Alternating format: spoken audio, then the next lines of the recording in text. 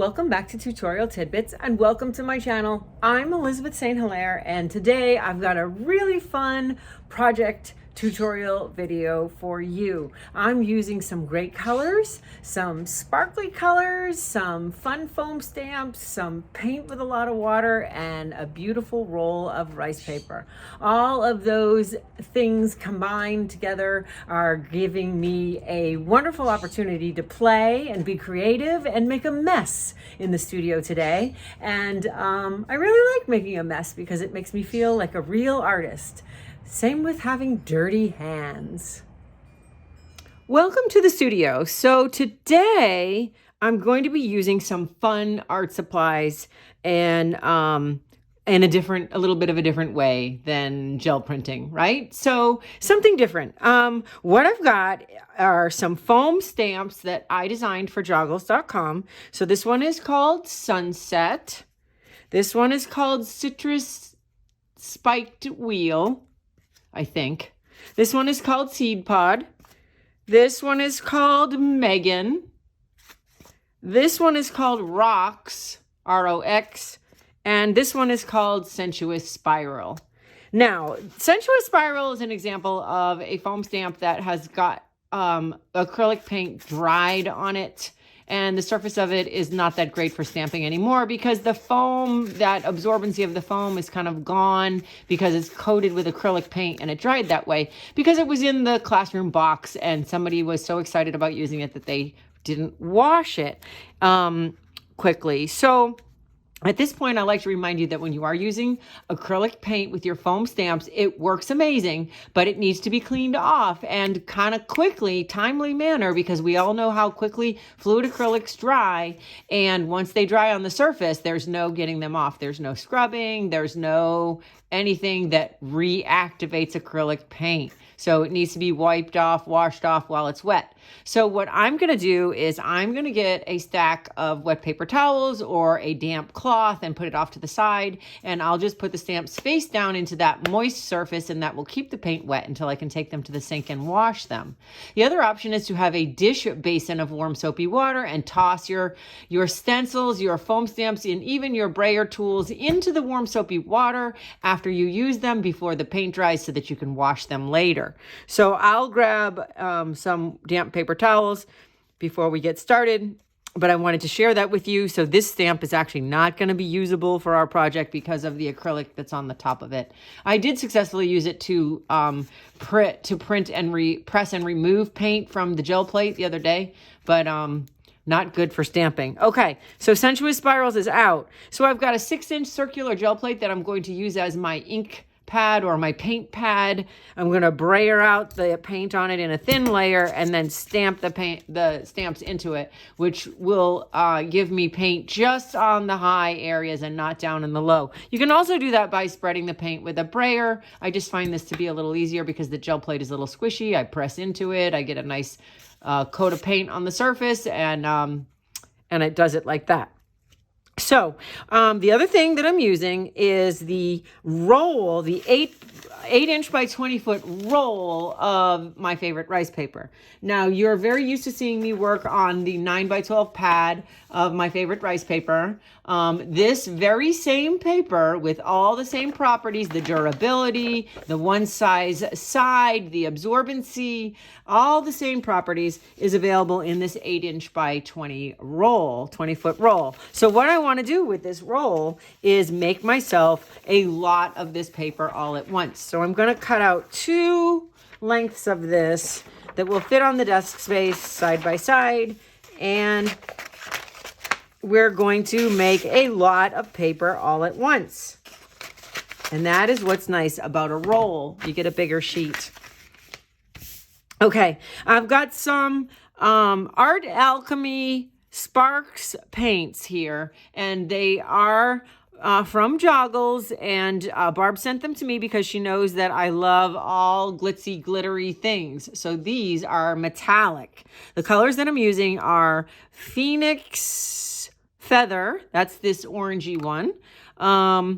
This one is Mermaid Sparkle. That's the teal one. And then this one is Dragon Eye. This is the goldish one. And okay, so those are the metallics that I'm going to use on the stamps on the front side of the paper. And then because this is that very highly absorbent rice paper, stay tuned because we're going to do something really interesting with water and paint on the back of it after we get our stamps on the front of it. So lots of fun stuff happening. Let's spread this out. I'm working on my nonstick craft mat, so any amount of paint or water is just going to wipe off of this surface even when it's dry, even when the paint is dry. Usually I scrape it with my thumbnail. I got it pretty clean here, but usually I'll just scrape the paint off with my thumbnail and then I can just wipe it, and nothing sticks to this. It just comes right up, including varnish and glue. So that is important for this project because this paper is going to be very wet, and we're going to let it dry on the nonstick craft mat surface so that when it dries, we can just peel it up. You do not want to let very, very wet paper from this project dry on any surface that it could stick to. So not other paper or a wood or your concrete floor. I know it feels fine when you lay it down in these areas or your driveway, wherever you think you're going to lay it out to dry. If it's not a non-stick surface, it's going to stick. So if you don't have this craft mat on your desktop, on your work table like I do, you can use shiny palette sheets. You can use trash bags, you could use a shower curtain liner or a vinyl tablecloth, anything that is plasticky that this won't stick to. Okay, so let me get the damp cloth so that I don't end up with more of this situation. So I've got a damp cloth and I'm setting that off to the side for the stamps. Now, there's a bit of a environmental dilemma. I know people now are trying to use less paper towels, and so a lot of people are using a cloth rather than going through a roll of paper towels. But there's a bit of a dilemma with that because when you rinse the cloth out and you take the wet paint and run it down the drain, you're essentially putting polymer-based paint, which is plastic, into your plumbing, which is not a good idea, and also into the groundwater, which is not a good idea. So the benefit of paper towels is you wipe all that paint off and you let them dry and you just throw them away and the paint is dry, so it's no longer going to go into the groundwater or your drain or cause any problems because it's dried up. So it's not paint anymore. It's that solid that you can just throw away with the paper towels. But then again, the paper towels kill trees. So it's 6 of one, half dozen of the other. And I'm getting off on a tangent, but just in case you're wondering, I think unless you know something I don't know, which I'm sure that's definitely possible, if you've got information about how to do this better or how to be more environmentally friendly, please leave me a comment. I would love to hear that. Okay, so the stamp pad, and let me arrange my stuff here. You want to have your stuff, depending on if you're right-handed, left-handed, you want to make sure you have everything where you can grab it and not where you're going to be dragging it across the surface. So because I'm right-handed, I'm going to have my stamp pad and my cloth off to the right side. Okay, so this paint needs to really be spread. Oh my goodness, who's in charge with opening paint? Well, that was easy enough. It's going to be spread out onto the plate. Let me just show you that. A little bit of paint. You could also take it out with a palette knife or a spoon to keep it a little bit more neat. And then I'm going to take my 6-inch brayer and basically roll the color out flat onto the plate. And then for each stamp, I'm going to take the stamp, press it into the paint, and then transfer it onto the paper, pressing and transferring and pressing and transferring. Now, what I want to encourage you to do is I'm going to set this off to the side now that I've showed you how to do that. So what I want you to encourage you to do is to intersect and overlap these stamps. These stamps are going to be way more visually interesting if they're intersected, especially the rock stamp, because it's basically like links and it's made to connect to itself over and over. So that is the rock stamp. But even the others, try to avoid the temptation to put them out like cookies on a cookie sheet. 1, 2, 3, 1, 2, 3. We want them overlapping and intersecting and intermingling and making a beautiful pattern on here that we can use for collage paper and not cookies. So, okay, so we've got the rock stamp there. I'm going to need a little more paint on my plate. Whoops, that was an awful lot. So now we're going to have lots of gold, or dragon eye as it is. Okay, so the Megan. So I'm going to put that here. And I don't want to use all just one color. We have a couple of other wonderful metallic colors and many stamps. So I'm going to move around. And you can see that I'm making a lot of progress. I'm keeping it to fit in the camera.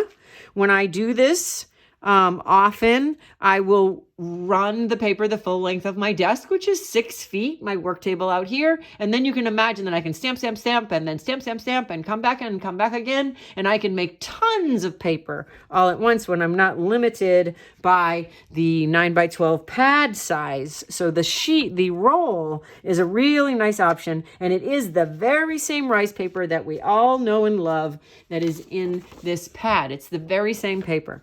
Okay, so Megan, and now I'm going to put rocks down here, although I just wiped it off, so it might be a little wet. Put a little bit of that one here. Okay, and we'll put that on the wet towel. Now we're going to switch colors, and I'm going to go to the Phoenix Feather because it's orange, and it is going to allow me not to have to clean my gold brayer or clean the plate from the gold because the warm colors together are not going to contaminate each other. If I put this with the yellow, we're going to get green, which isn't necessarily a bad thing. We could have a green metallic, but because this is an opposite color on the color wheel, this is a cool color, and blue, it is opposite from the yellow, and so it will blend with the yellow and make a green. This lovely Phoenix Feather orange will, if anything, only be lightened a little bit by the yellow because they are warm colors and they are next to each other on the color wheel. And so this is a fine color not to worry about cleaning between gold. When we get to this, and I'm saving this cool color for last, I'll clean. Okay, so putting out a little bit of Phoenix Feather onto the circular gel plate, and then just going to roll it out so it acts as a paint pad for the stamps. So you see I've rolled that into the gold, and now it's lightened up a little bit by the gold. If you really are a purist and you want to get all the gold off of here so your orange stays very bright orange or closer, you can clean in between. And you know how we clean. We just take a scrap sheet of paper and pull a print. Okay, so let's use Seed Pod because this is one of my all-time favorites. So I'm going to stamp that into the plate and then onto the paper. And I just love the dot pattern on this. And again, intersecting and overlapping. Also pressing in the middle of the stamp. Makes for a good impression. And overlapping the other stuff. And pressing 1 or 2 times. Going for the second print that's a little bit lighter than the first print. Sometimes that's nice too, you know, not everything at full strength. So I've got a blank spot in the middle here. I don't know why. There's less paint on the center of my gel plate, I guess. So there we go. That's an example of how you can roll your brayer on the gel plate, get the brayer inked up by the gel plate, and then roll it on here. Or, like I said, you have the plate inked up and you press this into it. Okay, so I don't want to do too much of the same, but I do want to get good metallic paint coverage on a lot of the surface of the white paper. Okay, so let's just overlap something that goes between the sheets in the interest of not leaving edges. There we go. And let's see. We can do probably the sunset in the orange as well. I'm going to press off some of that paint. Paper everywhere and nothing to use All right, let's just do it with this. You remember the Joggles stencils are on 25% off. So we'll just use this to clean the plate. There we go. So I've pressed this and pulled, and I've got a clean plate now. So that's all you need to do is pull a print, and we'll roll the brayer off on the back of that or on something else over here. To clean the brayer or get excess paint off, I roll it in a book. And then I can leave this brayer alone and not worry about it, because I'm going to come back with another brayer, a clean one, for the switch of colors. So now everything is clean. The brayer's clean, the plate is clean, and we've got a new color. Ugh. Wow. Wow. Okay, that was fun. That was hard to open. It must have leaked a bit. Okay, so now we're going to use the Sunset foam stamp and the spiked citrus wheel to apply the mermaid color. So again, inking up with the plate and making a few that go across. Okay, so stamping Sunset on top of, in between, overlapping, intersecting with the other foam stamp patterns. And I'm going to flip this around so I can get some more in here along this edge. And I'll set that down on my wet cloth and bring in spiked citrus wheel. Now these are all metallic colors, which is why I'm using them, because they're shiny and they're opaque. And that's important because of the effect that I'm going to do on the back. Overlapping, creating a fun pattern. Okay, I think that will do. Waiting for this to dry, I'm going to clean up my tools and clean up my stamps. So while I'm stamping these great patterns on rice paper, I wanted to take a minute to remind you that I teach in-person workshops and that I've got them listed on my website from now through 2023. Now, I know you probably can't plan out that far, but you can at least see where I'm going to be. And I'm going to be teaching an exclusive Frida Kahlo portrait class in Mexico next January. And as of today, there are only 3 spaces remaining for that. In addition to that, I'm always in Sedona, Arizona. I'm headed to Italy this year in June and September, but unfortunately those dates are sold out. If you're interested in traveling with me to Italy, you can get on the list to be notified when the 2023 dates publish. And that information, as well as all of my other website listings, are on my website. Did I say website? I meant workshop. All of my other workshop listings are on my website. So check it out, and maybe we can meet in person somewhere fabulous like Mexico or Italy or Sedona or Santa Fe, New Mexico. So now the next step is to take the golden fluid acrylic, because it is so highly pigmented, we can add a decent amount of water and still have it be bright and vibrant. And that's what we're going to use on the back side of this paper. And it is going to soak through and give us interesting effects. And also, when you use this paper for collage and you tear it, you will not have white edges, because this color with some water and this wonderful rice paper is going to soak all the way through. So when you tear this paper up, you're not going to have white edges, you're going to have magenta edges. And how cool is that? So now, let's make sure this is mostly dry. There's some areas where it's a little thicker, but I'm just gonna, let's just say it's dry, okay? For the purpose of time management. So we're gonna flip it over. And again, if you don't have this desktop surface, you wanna do this on plastic or something similar. And then we're going to take a generous bucket of water and a soft bristled brush, a nice soft bristled brush, and we're going to use a palette sheet just to mix the paint with water. So I'm going to put out a generous amount of paint, and then bring in the water with the brush. And you're going to use a decent amount of water. It's going to take a little practice to know exactly how much. If you put in tons of water, the color will get light, but it will still be strong. But if you want it to be this nice deep magenta purple, then you're probably going to have to add a little bit more paint and a little bit less water. So you'll have to experiment with how much water and how it affects your paint color. But there's my wet and watery magenta. And I'm going to set that aside. Whoops, more palette sheets. And I'm going to brush that over our stamped page. Now, this is soaking with water. You have to add a lot of water, but this is going to soak all the way through that rice paper. This does not work with copy bond, printer paper, book pages, sheet music, anything like that.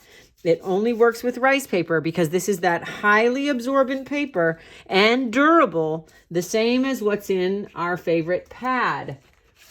So we wanted to make sure that this is durable rice paper because we're putting so much water on here. If it was not durable, when you went to pick it up, it would just completely fall apart. So this is the roll, the 8 by 20 foot roll, the same rice paper as in the pad. Okay, so that's why it can handle all this water and all these layers. All right, so we're gonna spread that all on this sheet. And then on the other sheet, isn't this fun? I just love this bright, vibrant color, and it's everywhere. I just spilled it all over the side of the desk. So far, I didn't get it on myself, which is kind of a miracle. But yeah, so this is just beautiful. Now, you could also use a second color. We could add a little bit of a purple to this mix. It could be watercolory. Let's do that on this second one. Let's bring in another color and like give it a little bit of a watercolor effect. So I'm going to bring in ultramarine blue because it's a purpley blue, and I'm going to mix it a little bit with the magenta, and it's going to create a nice violet. So I don't have to clean my brush or change my palette sheet, and it'll give me a nice sort of a violet-y color that goes nice, harmonious with the magenta. So here's that, a little magenta blended in from my brush and my palette sheet, and I'm pulling it across on this other one as well, and you'll see the water, we'll just let it run, and then we'll get some more magenta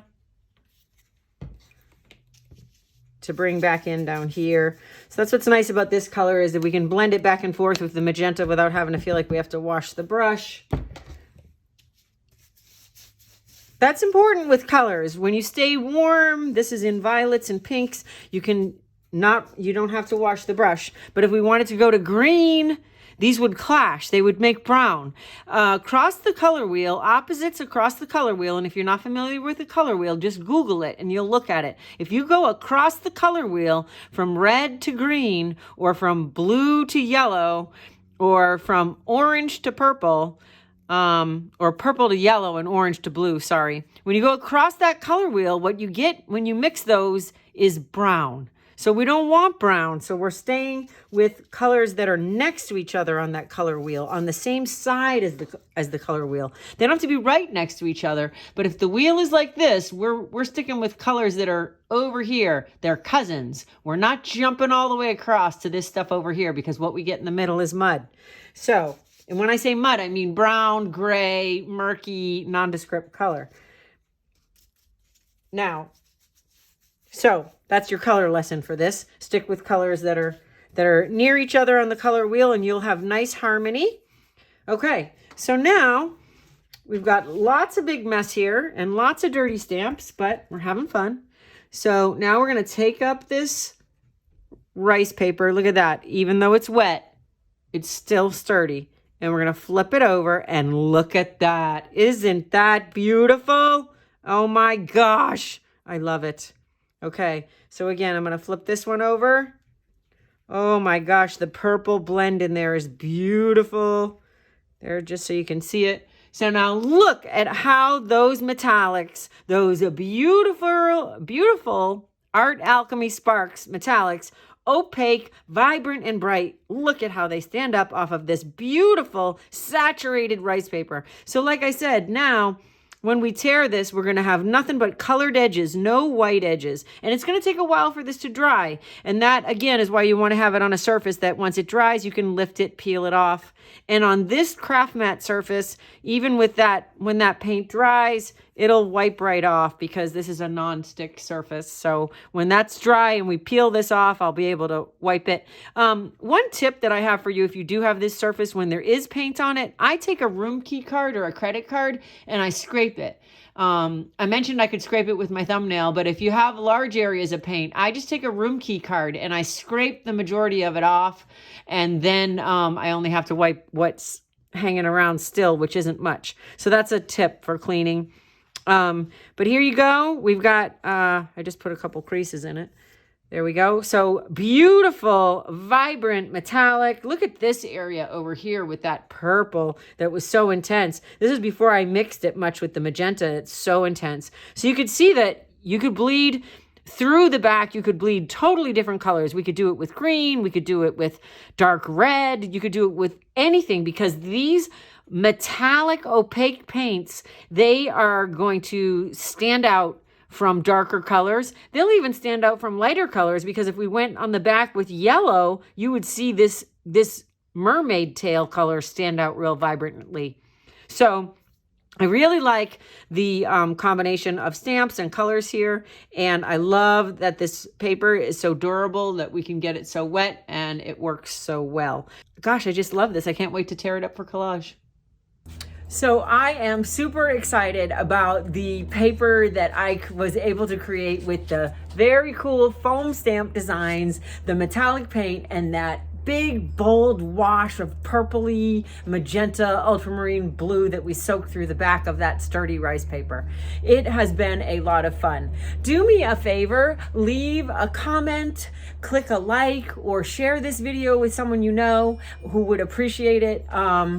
That all helps my channel, and the channel content is definitely supported by my patrons.